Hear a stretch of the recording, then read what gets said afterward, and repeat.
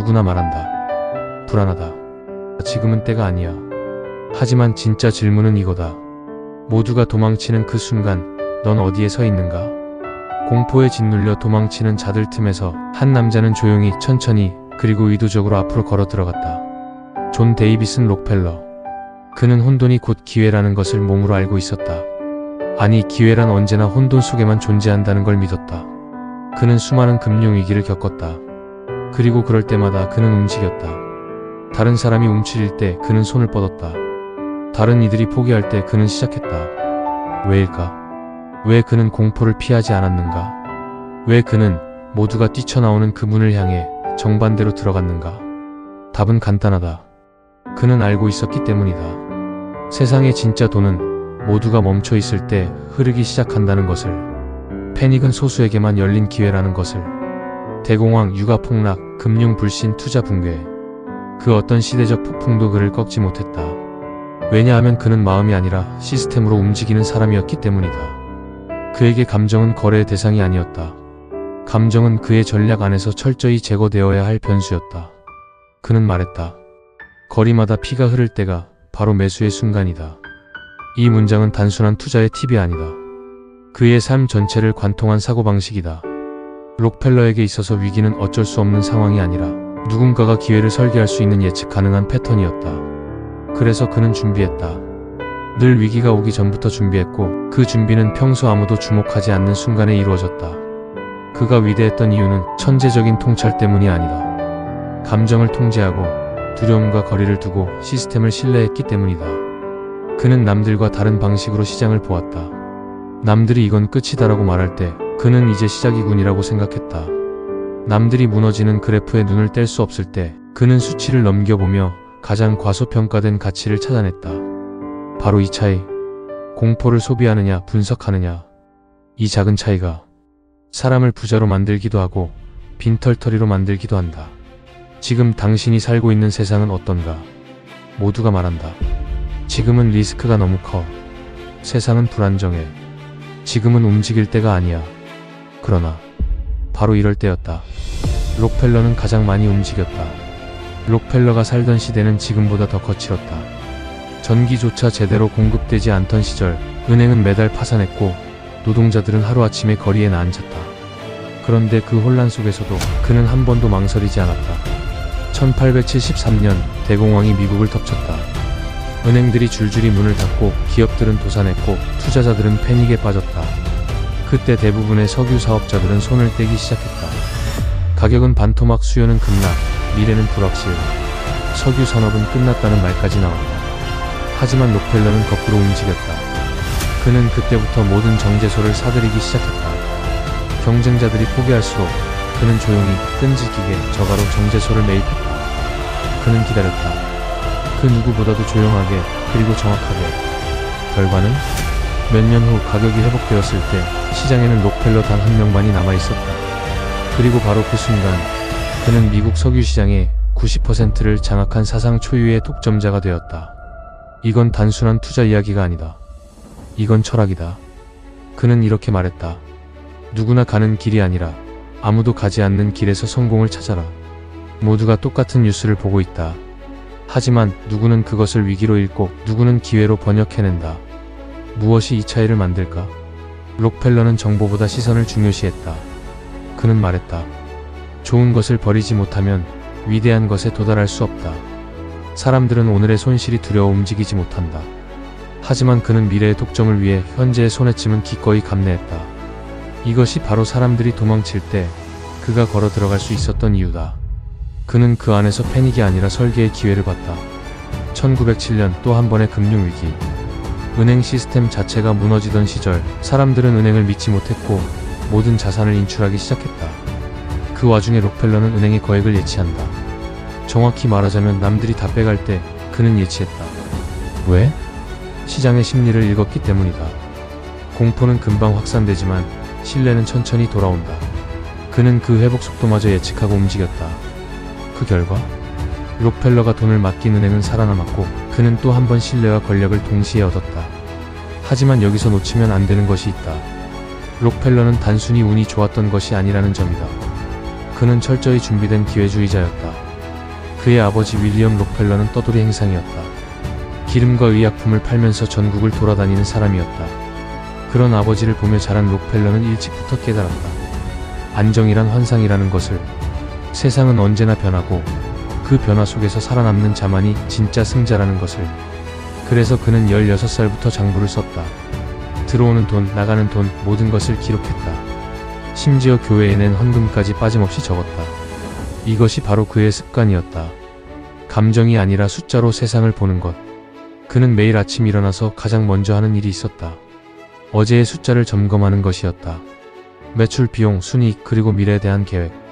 이 모든 것이 그의 머릿속에서 하나의 큰 그림으로 연결되어 있었다. 1859년 펜실베이니아에서 석유가 발견되었다. 모든 사람들이 석유 붐에 열광했다. 하지만 록펠러는 다르게 생각했다. 석유를 찾는 것보다 석유를 가공하는 것이 더 안전하고 수익성이 높다는 것을 간파했다. 왜냐하면 석유를 찾는 것은 운에 의존하지만 석유를 정제하는 것은 시스템에 의존하기 때문이다. 그는 운보다 시스템을 믿었다. 그래서 그는 정제업에 뛰어들었다. 처음에는 작은 정제소 하나로 시작했지만 그의 머릿속에는 이미 거대한 제국의 청사진이 그려져 있었다. 록펠러의 또 다른 특징은 디테일에 대한 집착이었다. 그는 자신의 정제소에서 나오는 찌꺼기조차 버리지 않았다. 석유를 정제하고 남은 부산물로 바셀린을 만들었고 그 바셀린으로 또 다른 수익원을 창출했다. 심지어 석유를 운반하는 나무통도 직접 만들었다. 다른 회사들이 나무통 하나에 $2 50센트를 주고 샀다면 록펠러는 자체 제작으로 96센트에 만들어냈다. 이런 식으로 모든 비용을 줄여나갔다. 그는 말했다. 세상에 작은 일이란 없다. 모든 것이 연결되어 있다. 이런 철저함이 그를 위기 상황에서도 흔들리지 않게 만들었다. 다른 사람들이 감정적으로 판단할 때 그는 이미 모든 변수를 계산해 두고 있었기 때문이다. 1870년 그는 스탠더드 오일을 설립했다. 하지만 그때까지만 해도 그는 수많은 경쟁자들 중 하나에 불과했다. 미국 전역에 석유 정제 업체가 수백 개나 있었고 모두가 치열하게 경쟁하고 있었다. 그런데 3년 후 1873년 대공황이 터졌다. 이때가 바로 록펠러가 진짜 모습을 드러낸 순간이었다. 다른 업체들이 하나둘씩 무너져갈 때 록펠러는 오히려 공격적으로 확장했다. 그는 무너져가는 정제소들을 하나씩 인수하기 시작했다. 물론 헐값에 말이다. 하지만 여기서 중요한 것은 그의 인수 방식이었다. 그는 단순히 돈으로만 인수하지 않았다. 상대방의 자존심을 건드리지 않는 방식으로 접근했다. 당신의 사업을 인수하고 싶다가 아니라 당신과 함께 더 큰 사업을 만들고 싶다는 식으로 제안했다. 그는 인수 대상 회사의 사장에게 스탠더드 오일의 주식을 주고 그를 임원으로 영입했다. 이렇게 해서 적을 동료로 만들어버렸다. 록펠러의 이런 전략은 단순히 영리한 것을 넘어서서 거의 예술에 가까웠다. 그는 사람의 심리를 꿰뚫어보는 능력이 있었다. 1879년 록펠러는 미국 석유 시장의 95%를 장악했다. 하지만 그는 여기서 멈추지 않았다. 그는 전 세계로 눈을 돌렸다. 그는 러시아의 석유 시장도 파악하고 있었고 아시아의 석유 수요도 예측하고 있었다. 그의 시야는 이미 글로벌이었다. 미국이라는 한 나라의 독점으로 만족하지 않았다. 하지만 1911년 미국 정부는 스탠더드 오일을 해체했다. 톡정금지법에 위배된다는 이유였다. 다른 사람이었다면 좌절했을 것이다. 하지만 록펠러는 달랐다. 그는 스탠더드 오일이 34개 회사로 쪼개지는 것을 보며 미소를 지었다. 왜냐하면 그는 여전히 그 34개 회사의 최대 주주였기 때문이다. 오히려 회사가 쪼개지면서 각 회사의 가치가 상승했고 그의 재산은 더욱 늘어났다. 이것이 바로 록펠러식 사고방식이었다. 위기를 기회로 바꾸는 것, 시장의 변화를 예측하고 그 변화에 맞춰 자신을 진화시키는 것. 그는 평생에 걸쳐 이런 원칙들을 지켰다. 감정보다는 이성을, 단기적 손실보다는 장기적 이익을, 개인의 욕심보다는 시스템의 완성을 추구했다. 그리고 그는 이 모든 부를 사회에 환원했다. 록펠러 재단을 설립해서 의학 연구와 교육에 투자했다. 시카고 대학교를 설립했고 수많은 병원과 학교를 지었다. 그는 말했다. 하나님이 나에게 돈을 벌 수 있는 능력을 주신 것은 그 돈으로 인류에게 도움이 되는 일을 하라는 뜻이다. 이것이 진짜 록펠러였다. 단순한 수전노가 아니라 시대를 읽고 시스템을 만들고 그 시스템으로 세상을 바꾼 사람. 그렇다면 록펠러의 이런 철학을 현재에 어떻게 적용할 수 있을까? 첫째, 위기를 다르게 보라. 모든 사람이 위험하다고 말할 때 그 위험의 정체를 분석해보라. 정말로 위험한 것인지 아니면 단순히 변화에 대한 두려움인지 구분하라. 둘째, 준비를 일상화하라. 록펠러는 위기가 닥쳤을 때 준비를 시작한 것이 아니라 평상시에도 늘 준비하고 있었다. 현금 확보, 정보 수집, 네트워크 구축, 스킬 개발. 이 모든 것을 위기가 오기 전에 미리 해두어야 한다. 셋째, 감정을 통제하라. 공포나 탐욕에 휘둘리지 마라. 숫자와 팩트의 근거에서 판단하라. 감정은 단기적 쾌감을 주지만 이성은 장기적 성공을 가져다 준다. 넷째, 시스템을 만들어라.